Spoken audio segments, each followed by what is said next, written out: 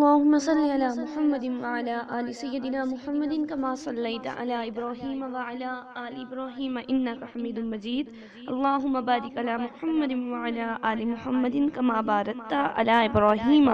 وعلى آل إبراهيم إنك حميد مجيد.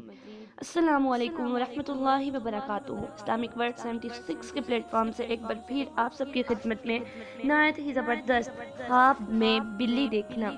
یا ناظرین کرام، ہم لوگ اکثر ہم میں سے لوگ اس چیز کی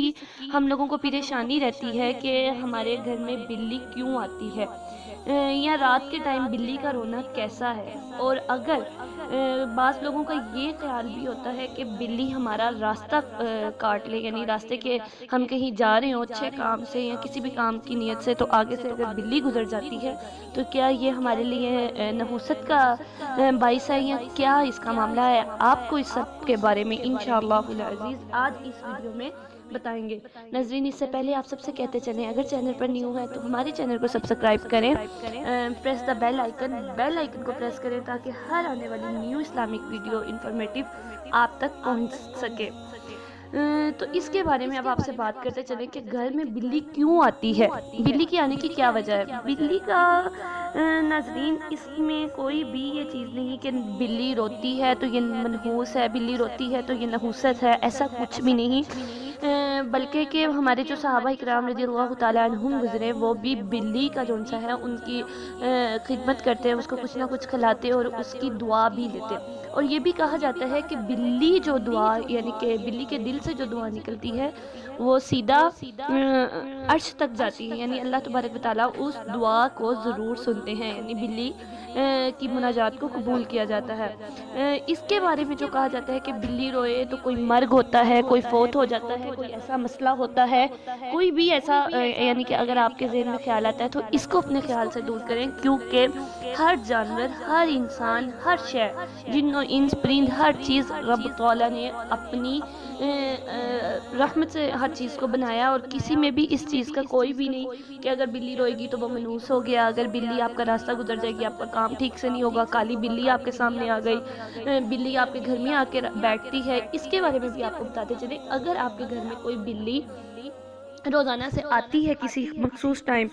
اور اگر وہ بلی آپ کے گھر آ کر کچھ نہیں کھاتی، یعنی کہ صرف بیٹھتی ہے، چوکیداری کرتی ہے، تھوڑی دیر پہرے داری کر کے وہ واپس چلی جاتی ہے، تو اس کے بارے میں کہا گیا کہ ہو سکتا ہے کہ وہ کوئی شیطان ہو، ٹھیک ہے، شیطان جن ہو جو کہ آپ پر کسی کی طرف سے مقرر کر دیا گیا ہو، یا وہ آپ کے گھر پناہ لینے آتا ہو. یہ اللہ تبارک و تعالیٰ ہی غیب کے راز جانتے ہیں، لیکن اس کے لیے آپ یہ دعا پڑھیں: اعوذ بکلمات اللہ التامات من شر ما خلق، اعوذ بکلمات اللہ التامات من شر ما خلق. جب آپ اس آیت کو پڑھ کے جہاں بلی بیٹھتی ہے آ کر، وہ آپ کو اس کو دیکھ کر وہ آپ کو گھور رہی ہے، بہت زیادہ آپ کے بچوں کو گھور رہی ہے، یا آپ اس کی کوئی ایسی حالت دیکھتے ہیں یعنی جو وہ حالت نہیں کرتی، یعنی آگے پیچھے وہ عام حالت میں وہ اس کو اس حالت میں نہیں دیکھا جاتا، آپ کو گھور رہی ہے، آپ پر چپٹ رہی ہے یا کچھ ایسا کریے، تو آپ یہ آج پڑھ کر اس پر دم کریں انشاءاللہ العزیز.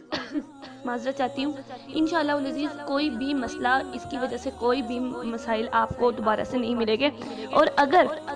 وہ جن ہوا، وہ شیطانی جن، کوئی بھی ایسی کوئی باہر والی چیز ہوئی، تو وہ اس آیت کی برکت سے دوبارہ نہیں آئے گی. اگر تو وہ دوبارہ آئے تو سمجھ لیں کہ وہ کوئی جن یا کوئی شیطان یا کوئی شیطانی عمل نہیں ہے، لیکن اگر وہ دوبارہ نہ آئے تو یہ سمجھ لیں کہ یہ اس کا حل ہے.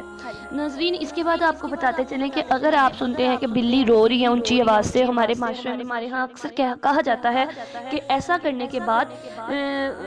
بلی جب روتی ہے تو اس کو منحوس کہا جاتا ہے. جبکہ ناظرین ہر وقت یا ہر دم یہ ایسا نہیں ہوتا کہ بلی روئے تو لازمی ہی تب ایسا کام ہو، بلکہ ہر کام اللہ کی مرضی سے ہوتا ہے جب وہ رب چاہتا ہے. اور ہم لوگ اس کو کیا کرتے ہیں، اپنے ذہن کے مطابق جو واقعہ رونما ہونے والا ہوتا ہے، یا کوئی اچھائی یا برائی رونما ہوتی ہے اللہ کی طرف سے جو تقدیر میں لکھ دیا گیا ہوتا ہے، جب وہ کام پورا ہوتا ہے تو ہم اس کو دوسری چیز کے ساتھ منسوب کر دیتے ہیں، جبکہ ایسا کرنے سے منع کیا گیا.